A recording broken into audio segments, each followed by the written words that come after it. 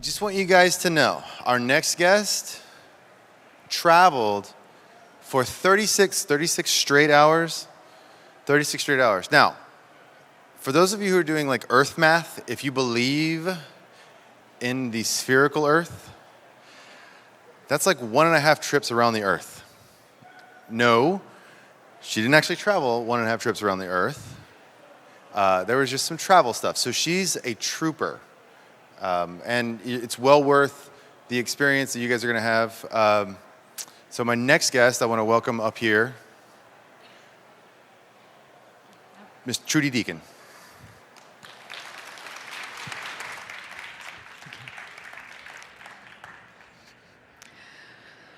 Good afternoon, everybody. It's a pleasure to eventually get here. I just hope I make sense this afternoon in what I have to deliver to you. I'm going to try and debunk the energy balance theory. But just to pause for a moment and talk about conflicts of interest. We are a registered charity based in the UK, and we're governed by the Charity Commission of England and Wales. We commission our services mainly to the National Health Service in the UK. We work with around 102 different centres, and we don't take any money from big food or the pharmaceutical companies. So what do we do? Well, I'm the founder of the registered charity, and we develop, implement, and more importantly, evaluate structured self-management programs for the prevention and management of obesity and diabetes. We've got a booth here today or over the weekend, so please do come and visit us at booth 706 throughout the 3 days. So it all started with a clinical trial. It was published in the journal Diabetic Medicine in the UK back in 2006. And the clinical trial tested out the structured education. Half the people received the education, half the people received individual appointments. And what it showed is that diabetes control improved and also a reduced requirement for prescribed medication, amongst many, many other positive outcomes. And once that was published, other organisations wanted to have it. And so, as I said, it's now delivered in around 102 organisations. And on our audit database, we've got 109,000 individuals. And we benchmark the results of implementation to the results of the clinical trial. So you can see here with the graphs that there's significant improvements in body weight, body mass index, and waist circumference, along with improvements in diabetes control and the real important lipid profiles, the total cholesterol to HDL ratio and the triglyceride to HDL ratio. So it's good to know that the education is helping people to make informed decisions and self-manage their conditions. Now, this is an overview of the Expert Diabetes Prevention and Management Programme, and I don't expect you to be able to read the content there. But what I'm focusing on today is just a very, very small part of the programme. It's 16 hours of structured education altogether, and I'm focusing today on the limitations of the energy balance model. But we do have some handbooks on our stand, so please do come along and look at the different other subjects that we cover in the education. So when we talk about energy balance, then I don't know if it's the same in the States, but in the UK we say to people, to be in energy balance and to lose weight, you need to eat less and move more. Is that the same in the States? Is that what people are told? Yeah? And so why is this? Why are people said to reduce their calories and to be more active? And does it work? I have a puzzlement over the word eat less because the health promotion messages are telling people to eat more fruit and vegetables, more whole grains, more carbohydrates, basing the meal around carbohydrate. So in the eat less message, what are these health promoters actually referring to? We've been given a fear of fat. And why is that? Well, we all know that fat contains twice the amount or more than twice the amount of calories than 1 gram of carbohydrate or protein. So people have been led to believe that eating fat makes you fat because it contains more calories. So when people are put onto a calorie-reduced diet, they are advised to reduce calories and therefore reduce fat. So the food industry tell us that as long as we count calories, it's okay to have the sodas, the burgers, the French fries, because as long as you don't overshoot your calories for the day, then you're going to be able to maintain your weight or lose weight if you want to. And so they are assuming that all calories are equal. And this low-fat dietary approach has also led to a multi-billion-pound market industry of promoting low-fat foods. So the question is, does eating fat make you fat? Well, yes, if you eat the fat with refined carbohydrate. Yes, if you eat junk food. But not if you eat natural fats with protein in isolation. So what's the difference? Well, we all know that that first meal there stimulates insulin and promotes the insulin levels in the body. But the second sources of foods there, the natural fats, if they're eating in isolation from carbohydrates, they don't inflict a high insulin response. The other fear of fat is that there is a belief that eating fat, especially saturated fat, will clog the arteries. So is that true? Well, this belief came from the diet-heart hypothesis that was constructed from weak observational studies back in the 1950s and 1960s. And they observed that people who had more fat in their diet had more cardiovascular disease. But they didn't also look at other observations like sugar led to more cardiovascular disease. So it was really quite bad science. And Zoe Harcum in the UK, for her PhD, looked at all the evidence that was available to the dietary assessment panels and concluded that there was insufficient clinical trial evidence to support the induction of the low-fat dietary guidelines back in 1977 in the US and back in 1983 in the UK. So there wasn't any evidence for this low-fat dietary approach to be introduced. And has there been evidence since? Well, the best level of evidence we can look at is what we say a Cochrane systematic review. So that's when researchers look at all the research available from good quality clinical trials and make some hard, solid conclusions from doing that.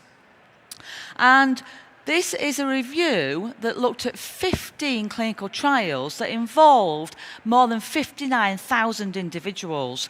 And what was good about this review is that it didn't look at the soft endpoints like the LDL cholesterol, which we know isn't a robust risk factor. What it looked at is death from total death or cardiovascular disease death, or events like heart attacks. And did they show that reducing saturated fat in the diet reduced total deaths? No, they didn't. Did they conclude that reducing saturated fat in the diet reduced cardiovascular disease deaths? No, they didn't. But they did conclude that reducing saturated fat in the diet would reduce cardiovascular disease events like heart attacks by 17%. But there was a huge amount of inconsistency with those findings. And when they only included the studies that had actually reduced saturated fat in the diet, they found no effect. The secondary outcomes, they found no effects for fatal myocardial infarction, no effects for non-fatal myocardial infarction, no effects for stroke, no effects for coronary heart disease deaths, no effects for coronary heart disease events, and no effect for diabetes diagnosis. So what does that tell us? What it tells us loud and clear is that reducing saturated fat in the diet does not improve health. So I think now we can put that myth to bed. So what has reduced cardiovascular disease, heart disease and stroke? Well, smoking cessation has been huge, hasn't it? But also the management and the treatment when people do have a heart attack has improved tremendously over the decades. So the introduction of the low-fat dietary guidelines has actually caused us to be human guinea pigs for the low-fat dietary approach. And has introduction of the food pyramid, and also in the UK the Eat Well Guide, has that led to a reduction in the levels of obesity we've got? In the UK, currently 63% of the population are overweight, and 1 in 4 are obese. And I believe it's something very similar in the US, perhaps even a little bit higher. And is it static? Year on year, do the obesity statistics stay the same? No, they're on the increase, aren't they? So in the UK, it's tripled since the low-fat dietary guidelines were introduced, and it's still growing. And if it continues to grow at this rate, 1 in 2 individuals will be obese by 2050. So why is this? Because people have been following the low-fat dietary guidelines. We know that people have reduced fat in their diet. But when you reduce something in the diet, you tend to replace it with something. And fat and carbohydrate has got a seesaw relationship. So if you reduce one, you increase the other. So what's increased? Carbohydrate consumption, mainly from an increase in breakfast cereals and sugar-sweetened beverages. In the UK, we know that an individual on average only has about 40 grams of butter per week, but they are consuming about 1.4 kilos of flour and 730 grams of sugar. So, just go back one there. So what do we do with all this excess carbohydrate? We can only store 2,000 calories of carbohydrate in the body, so any more than that, if we don't use it for energy, we store it as fat. So in the liver, the conversion of glucose and fructose into fat is called de novo lipogenesis. And in this study, then 16 individuals were overfed 1,000 calories of sugary snacks just for 3 weeks. And they only increased their body weight by 2%, but they increased their liver fat by 27% just in 3 weeks. And why is this bad? We know that an increase in liver fat, and this is called triglycerides, causes our lipid profile, so our cholesterol profile, to go wrong. And you may have heard about the small, dense lipoproteins, the small, dense LDLs. So the high levels of triglyceride or fat in our liver cause an increase in these small, dense LDLs. The small, dense LDLs carry the cholesterol to where it's needed in the body, but the small, dense LDLs are unstable, and they can drop their load, and that's what causes the heart disease. When we eat fat, it doesn't really go via the liver to be stored as fat.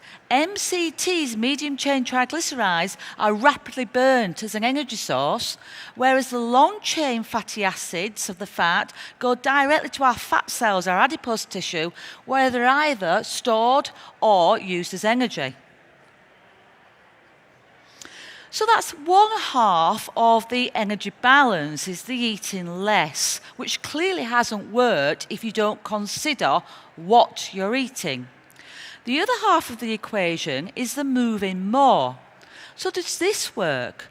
Well, we all know that physical activity is very, very good for us. It's very health promoting for several reasons, but it's not the best strategy for losing weight.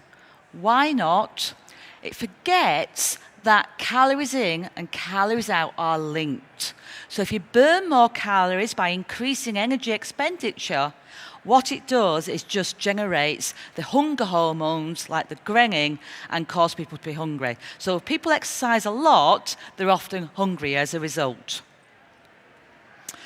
So the eat less, move more message is fraught with problems and doomed to fail. So people eat less, move more. Yes, they do create an energy deficit.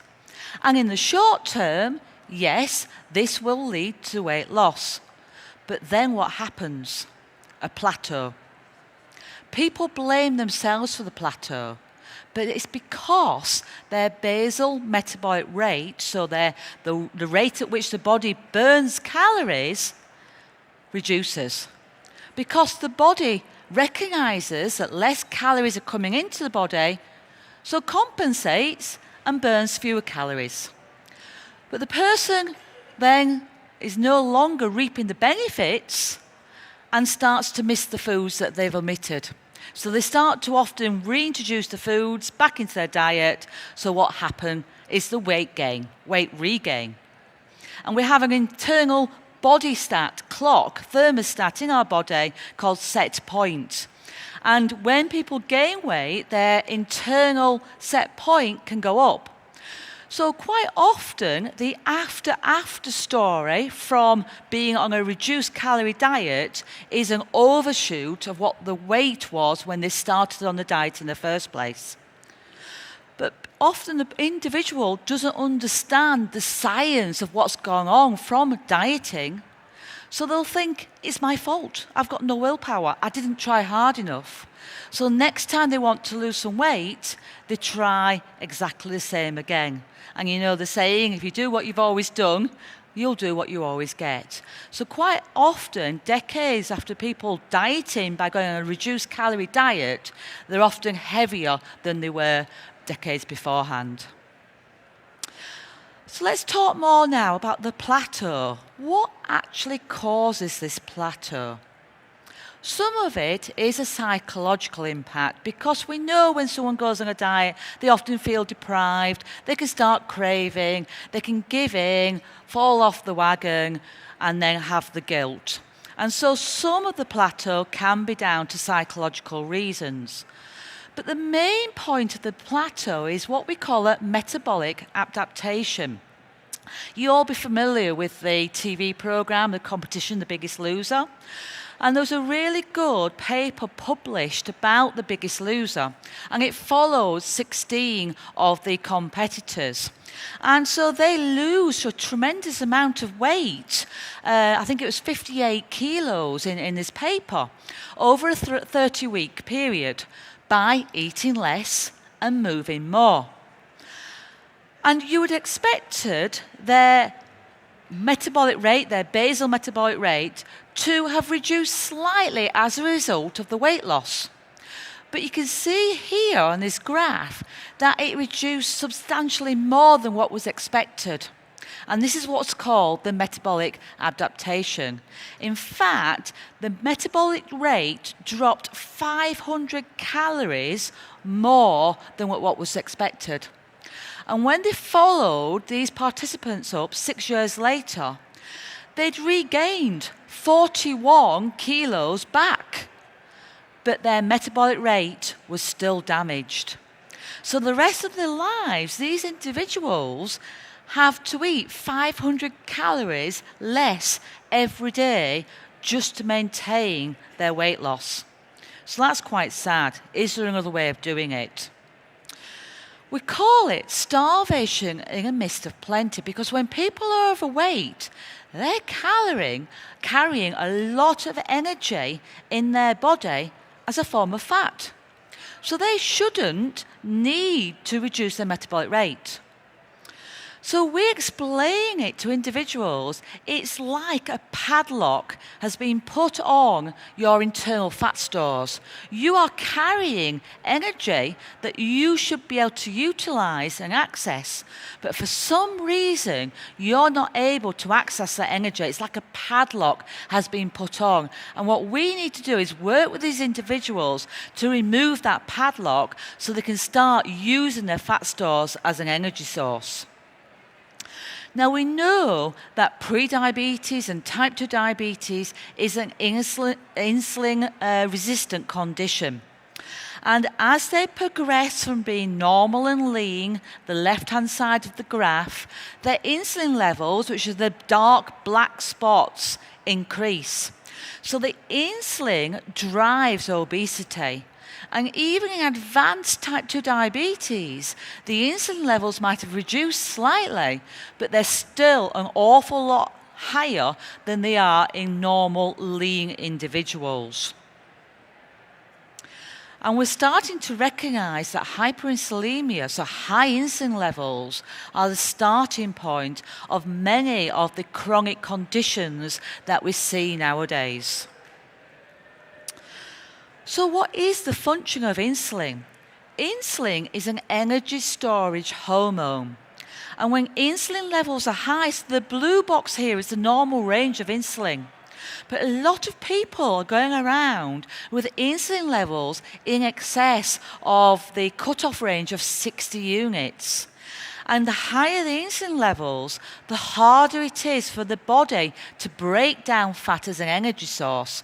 So that in a sense, those individuals are in fat storage mode. Now, in undiagnosed type 1 diabetes, so type 1 diabetes is a condition where the body stops producing insulin. What happens to those individuals? They dramatically lose weight very, very quickly. And that's because their body is very low in insulin and they're becoming fat burning mode. So they burn fat very, very rapidly. Now, we don't want to cause everyone to have we don't want to remove the beta cells from the pancreas and then cause everyone to develop type 1 diabetes just so they can lose weight. One thing we do know is that there's other ways we can work with people to help them reduce their insulin levels. So in summary, the high insulin levels put the body in fat storage mode, and that causes weight gain. If the body is storing all the energy it's receiving, there's no energy available for that body to use. So that person then feels tired, quite lethargic. But they also feel hunger because the hunger hormones are stimulated, saying, I haven't got any energy, you need to feed me. So when I explain this to individuals, I see a ray of hope because people go, that's why I've been feeling tired. That's why I've been feeling hungry. So what can I do to reduce my insulin levels? In a healthy individual, they should never go hungry or tired. The top left-hand picture here is an athletic. It's an athletic woman. She only has 10 to 12% of body fat. You can see from the picture she's very, very lean. She weighs 45 kilos, but she has got 44,000 calories of fat stored in her body. She should never go tired or hungry. The middle picture here is a woman with a normal amount of body fat, weighing 70 kilos. She has got 157,000 calories of fat stored in her body. She definitely should never go hungry or tired if she can access those fat stores as fuel.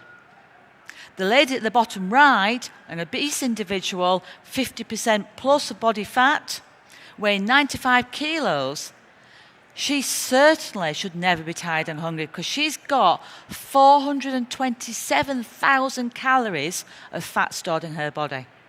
So it should be easy for her to reduce her calories and access her fat stores to fuel her body.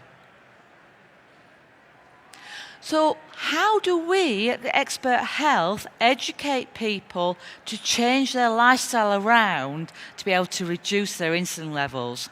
Well, rather than using the food pyramid or the Eat Well guide, we still use the food group. So we encourage individuals to have 5 to 9 portions of fruits and veg a day, but more of the non-starchy vegetables, the green leafy vegetables, and only the low-sugar fruits.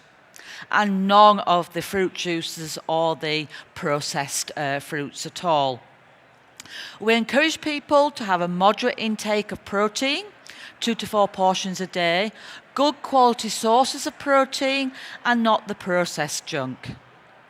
Milk and dairy, if they can tolerate it, full-fat cheese, full-fat natural yogurts, small amount of full-fat milk if they choose to do, but none of the low-fat fruit yogurts. And then the range here, then it's about eating carbohydrates to tolerance. And we all have a different tolerance rate for carbohydrates. But in the main, especially people with insulin resistance and high insulin levels, we encourage people to fuel up on fat, either from dietary sources of fat or fat from their fat stores in their body, and keep carbohydrates to a minimum or up to their tolerance levels. We certainly don't encourage people to fuel up on the processed vegetable oils or spreads or none of the snacky, sugary snacks that they may have. So how does this change the energy balance model round? So rather than eating less and moving more, we encourage people carbohydrate tolerance with some intermittent fasting, so reducing the frequency in which they eat. Yes, that causes weight loss, but do we see that plateau?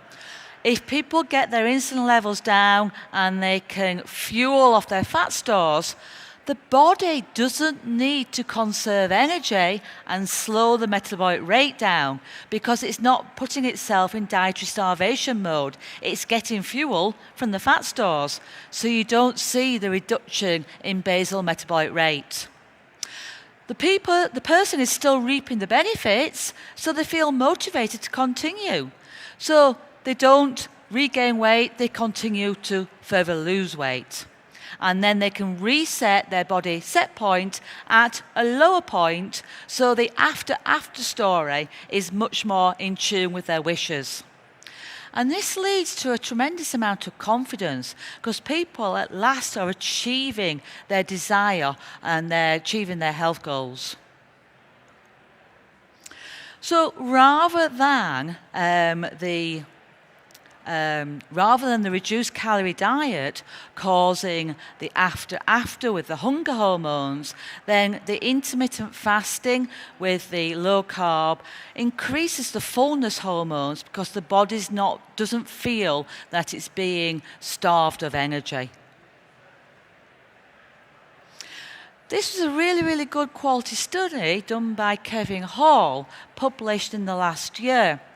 And they actually got some obese individuals into a metabolic chamber and observed them onto a metabolic ward.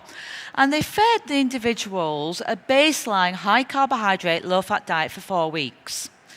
Now, one of the limitations of this study, with the baseline diet, they shouldn't have lost weight. But they did lose weight. And it just goes to show when you observe individuals, sometimes weight loss occurs even when you don't want it to. But then they gave them 4 weeks of a low-carbohydrate ketogenic diet. And what happened? So there was weight loss in the first 4 weeks that continued in the second 4 weeks. And there was a reduction still in the body percentage, in the fat lost. What puzzled me is that the authors concluded that the fat loss slowed down and that there was a small increase in energy expenditure that was near the limits of detection. Well, actually, the increase in energy expenditure was 150 calories a day. So what it told me and what the conclusion should have been is that there was no plateau, so that's a good thing. That there was continual fat loss, which is a good thing, and that there was an actual increase in the amount of calories the individuals burnt, which is a great thing. And we didn't see any of the limitations that people get when they go on a eat less, move more type of diet. So I think this actually supports the fact that driving insulin levels lower actually helps people to continue to lose weight. We also know that meal frequency is important. So individuals that eat 3 or more times a day tend to increase their body mass index over time, whereas individuals who have 3 or fewer meals a day can actually it helps them to reduce their body mass index. Why is that? Well, eating increases insulin levels. So any food, even fat to a very small effect, can increase insulin levels. So by not eating, the insulin levels are driven lower. Also, the length of the overnight fast is also helpful. So individuals, this tells us in this study, that individuals that fasted for 12 or more hours were more likely to lose weight than individuals who had a smaller time period of an overnight fast. So continuous energy restriction seems to be a problem compared to intermittent energy restriction. And when they compared these subjects at 6 months, those people who had the continuous energy restriction compared to those people who had the intermittent energy restriction, you could see that the weight loss was a lot greater, 9 kilos compared to 14 kilos in those people who had done the intermittent energy restriction. And the damage to the energy expenditure, so the metabolic rate, was much less in those individuals that had achieved the intermittent energy restriction.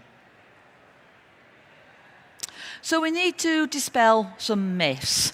Many times people are advised to eat less and move more, and that would lead them to eating little and often. And they're often told, you need to eat little and often to keep your metabolic rate up. Is that true? And so they did a study in individuals with type 2 diabetes. They compared the same amount of calories in a day, 2 meals compared to 6 meals. And what did they find? Those individuals that only had 2 meals in a day did so much better for weight control and also glycemic blood glucose control.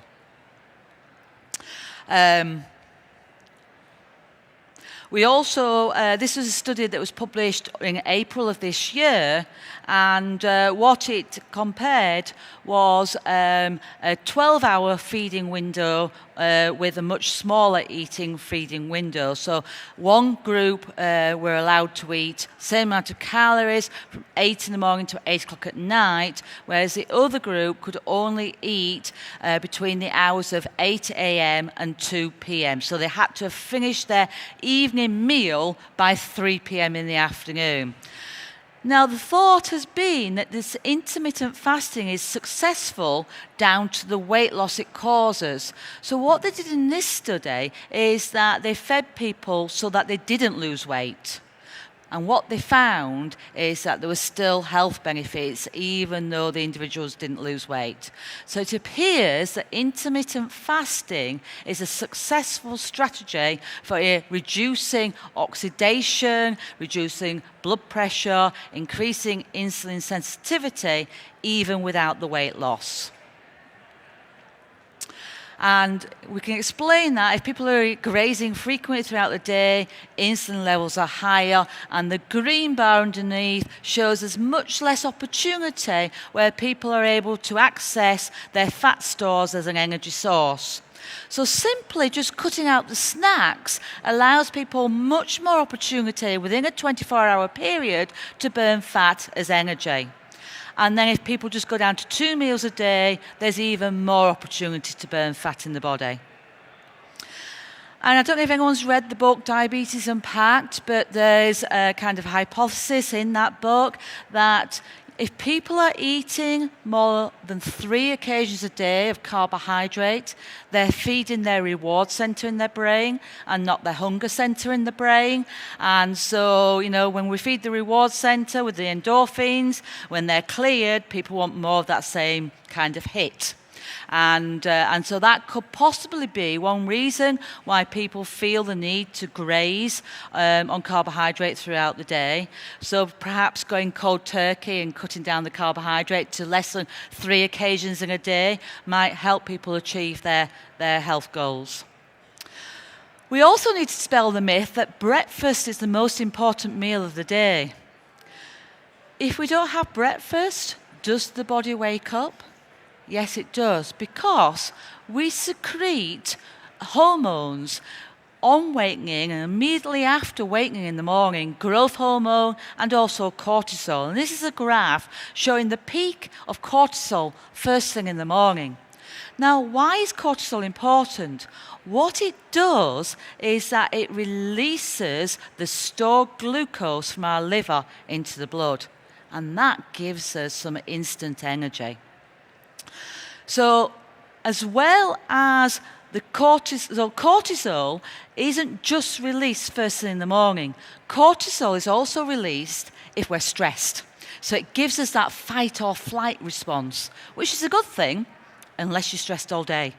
And what we don't want to see happen is people not dealing with stress very well, having high stress levels throughout the day, and then the cortisol levels keeping high all day, because that's going to lead to the liver chucking out glucose back into the blood all day.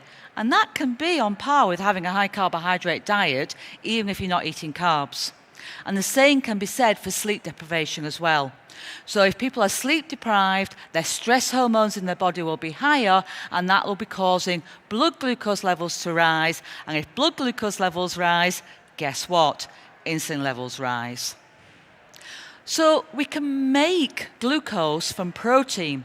So every 100 grams of protein we consume, we can make 56 grams of glucose. For every 100 grams of fat we eat, we can make 10 grams of glucose. So the body, we don't need to eat carbohydrate, the body can make it.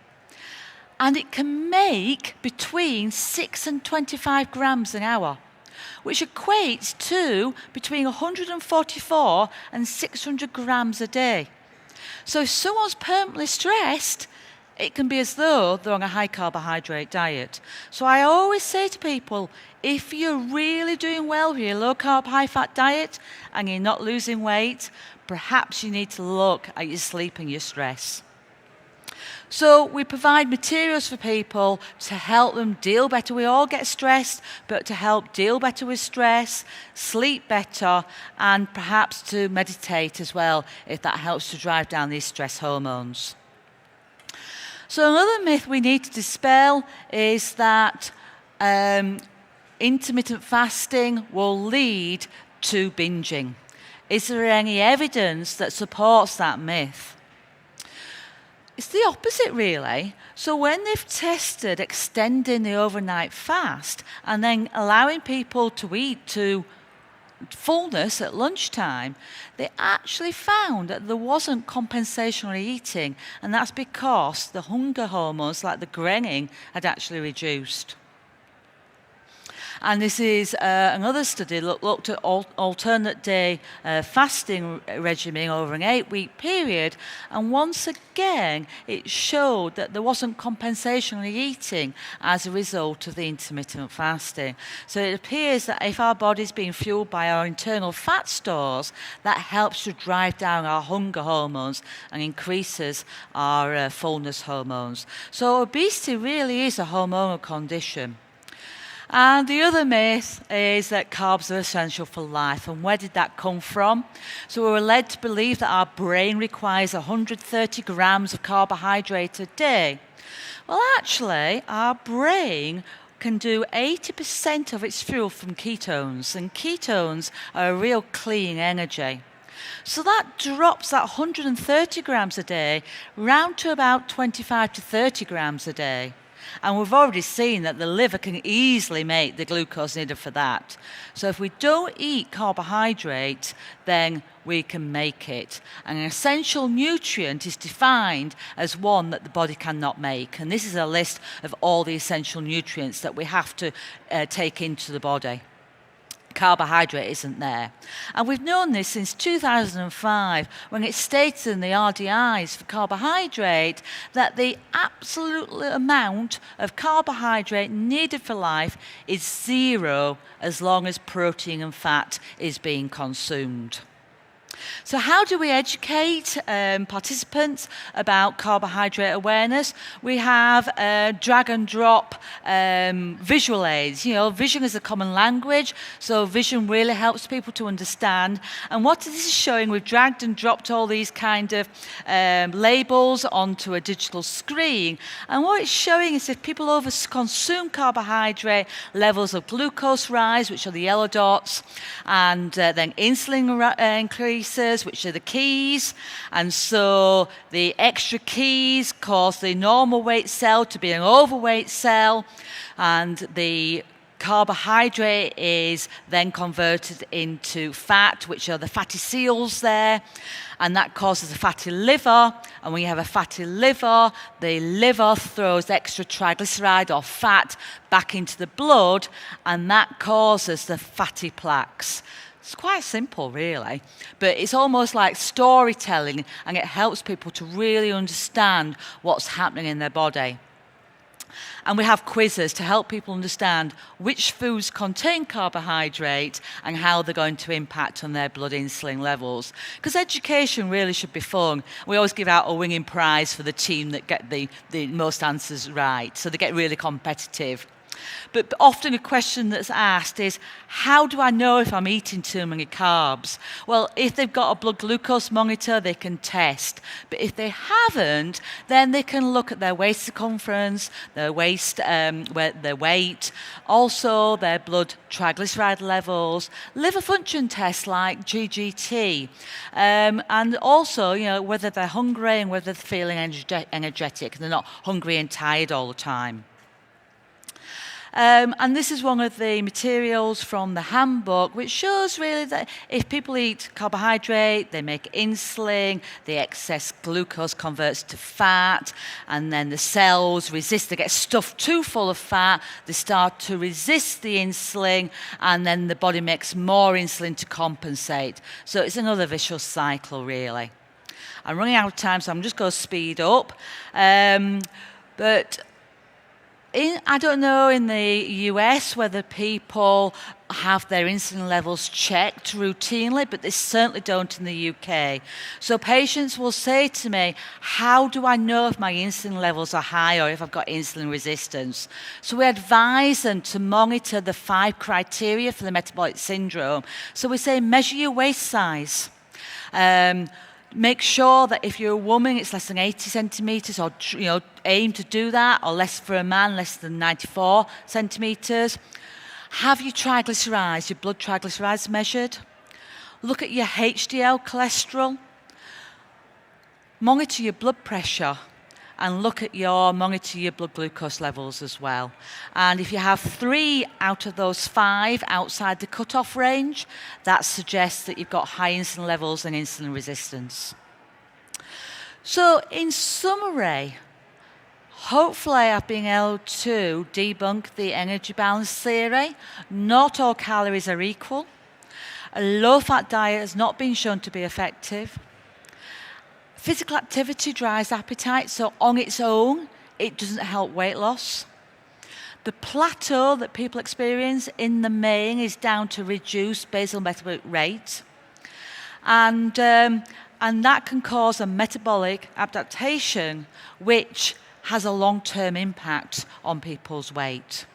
So the real way we need to address energy balance is by driving down those insulin levels, which will allow people to achieve their weight loss goals. So thank you very much for your attention, and hopefully I've got time for some questions.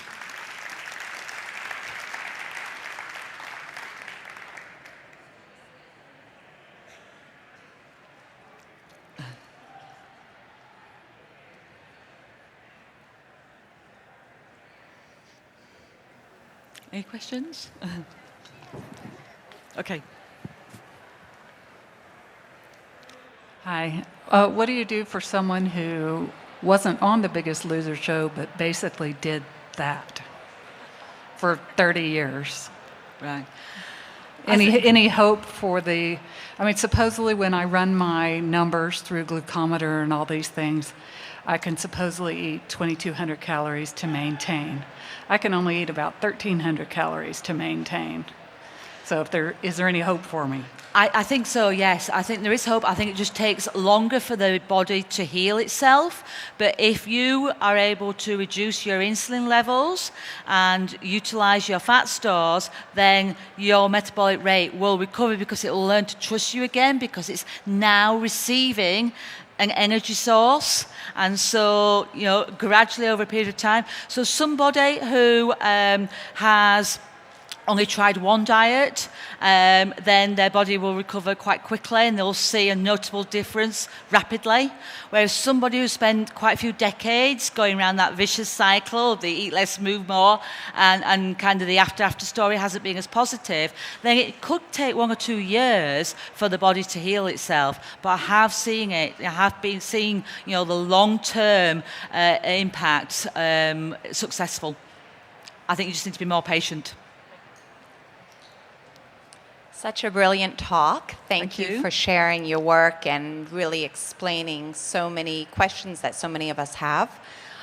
The question I have for you is really about the research that you may have come across relating to the difference with intermittent fasting for the two genders. Do you have any feedback on the impact for women versus men? I have. I know that on social media sites it has been discussed that intermittent fasting for women isn't as advisable or not as successful. But my own experience, and I know Jason Fung, who I see as a guru of intermittent fasting, I know he doesn't support that hypothesis. And certainly in my own experience, I've seen women have a huge amount of success with the intermittent fasting. So I think it's like a lot of things in life. One size doesn't fit all, and if people try it and it works for them, then great. But if they try it and it's not working for them, then stop. Great. Does that answer your question? Yeah, Okay. Hi, thank you for being here.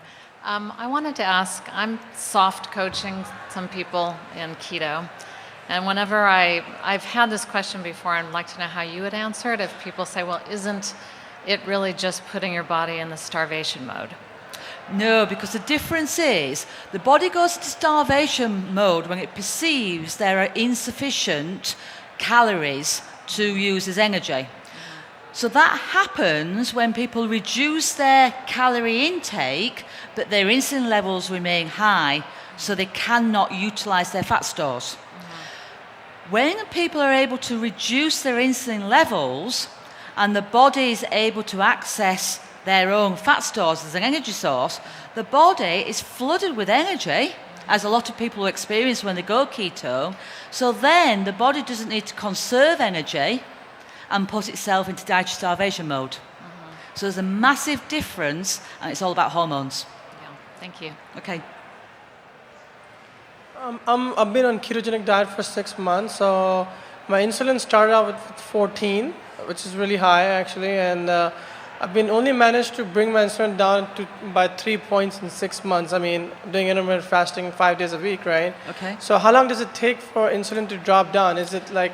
Every individual is different. And so, like the previous question, it depends how long your body's been kind of, how damaged your body is when you start, to how quickly it heals, and also your level of insulin resistance. So if you're very, very insulin resistant, then it's going to take longer for your body to recover. So is 14 high or 14 low? I don't think 14 is high. I mean, there's lots of different ranges published for insulin.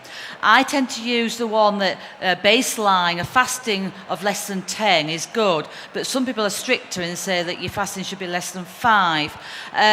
So, at 14 it's not too high. If people are familiar with Joseph Kraft's work, he showed that even before diabetes is diagnosed, there's several different kind of levels that people go to. And so he defines normal as less than 10 of fasting and less than 60 after a carbohydrate-containing meal. And then he shows that in people who become more and more insulin resistant, the peak goes higher and is delayed, and it takes much longer to come back down to baseline. And so some people have fasting insulin levels above 60. So wake up in the morning with insulin levels above 60, and they can shoot up to 200 or more after a carbohydrate-containing meal. So compared to that, I don't think 14 looks too bad. Yeah, that's true. Yeah. And another question I had was, since I'm doing intermittent fasting 5 days a week, right? I eat in a 4-hour window and then 20 hours I fast. Is that going to bring my metabolic rate down, or because I'm doing it so often, or should I be doing less? The science suggests that if you've managed to drive down your insulin levels and your body's adequately fueling off your fat stores, then there's no reason why your metabolic rate should reduce. A slight problem would be if you were very stressed or you weren't sleeping very well, because that could lead to your insulin levels still being high, and then your body may need to go into dietary starvation mode. So it's all down to your insulin levels, really. And how do I measure my metabolic rate? I mean, is there a lab test or some kind of... You'd have to go into a metabolic chamber to do that. So that's kind of something that's not routinely available. It's only really available through the research studies. Right. Thank you. Okay. Generally speaking, if you are not losing weight, you need to readdress and look at what you can do differently. Yeah. Hi. Hi. So if you're intermittent fasting, doing like one meal a day, during that one meal, and if you're doing that every day, during that one meal, do you need to eat the calories to your basic metabolic rate, or? It's certainly eating to true satiety. It's not skipping on the calories. So if you fast for 24 hours and you break that fast, then it's really, really important to eat nutrient, I was going to say deficient, that wouldn't work, would it? Nutrient-dense foods to make sure that you're getting all the nutrients you need and the protein that you need to feed the body. Right, but nutrients versus the calories, like do you... Yeah, I mean, I don't believe it's necessary to count calories. Okay. And we don't advise our patients to count calories. And so it's to eating to true satiety, true fullness. So it's sitting down, breaking the meal with real food, nutritious food, and eating to fullness. Okay, thank you. Yep. Right. Hi. For the past 4 years, me and my wife, we were on a ketogenic diet, and I personally had great success. I lost more than 80 pounds. But my wife, she gave birth to a child, and she was breastfeeding for the past 2 year and a half, and she struggled. Any recommendations on if it's ketogenic diet combination with intermittent fasting for women who are breastfeeding? And also another add-on, every time she eats, even though it's a ketogenic meal, she gets tired, really, really tired, almost to the point of falling asleep after the meal. Yeah. Any recommendations? Well, we've said that obesity or weight gain is a hormonal condition, and if you think about puberty, boys and girls at puberty have got the same percentage fat in their body, and after puberty then girls have a third or half more fat in their body. Is it because girls all of a sudden get greedy and lazy? No, it's not. It's because of the hormones. So when a woman is pregnant or they're breastfeeding, the hormones come into play again, and they probably protect the woman's fat stores to keep them there because they're there for a reason.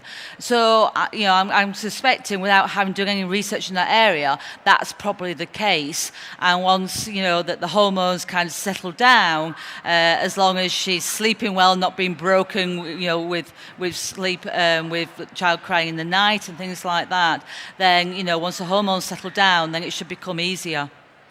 And do you think intermittent fasting is good for her, or she has to be careful? If she feels well doing the intermittent fasting, then there shouldn't be any harm of it. But if she's feeling tired, then that suggests perhaps at the moment in time, it's, because her hormones are perhaps keeping her insulin levels up, then she may have gone into dietary starvation mode, and that's why she might be feeling tired. That's a possibility. But from having a child many, many years ago, I can sympathise that having children makes you tired anyway. So feeling tired may not be something to do with a diet. It might just be, kind of the situation, the current situation, maybe. Thank you.